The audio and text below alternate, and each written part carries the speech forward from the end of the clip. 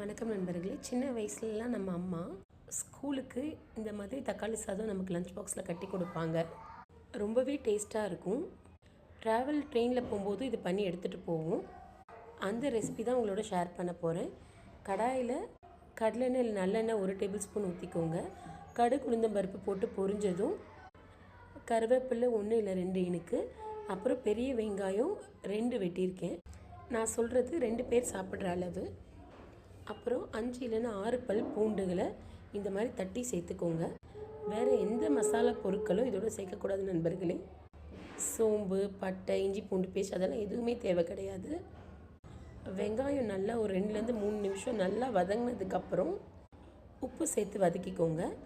3 medium size தக்காளி வெட்டி சேர்த்துருக்கேன் நண்பர்களே. 2 பேருக்கான அளவு. கொஞ்சோண்டு பெருங்காயத்தூள் தூவிக்கோங்க. தக்காளி நல்லா வதங்கணும். முக்கியமாக சேர்க்க வேண்டியது இந்த கொத்தமல்லி தழை தான். உங்ககிட்ட இருந்தால் கண்டிப்பாக சேர்த்துக்கோங்க. 1/4 ஸ்பூன் மஞ்சள் தூள், 1/2 ஸ்பூன் தனியாத்தூள், 1/2 ஸ்பூன் மிளகாத்தூள். இவ்வளோ தான் நண்பர்களே மசாலா. இது சேர்த்துட்டு எண்ணெய் பிரிஞ்சு வர வரைக்கும் நல்லா வதங்கணும்.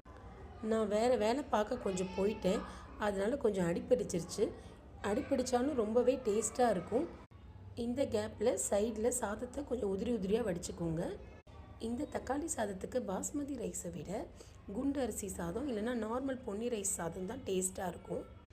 கரண்டியாலே அப்பப்போ நல்லா மசிச்சு விட்டுக்கோங்க.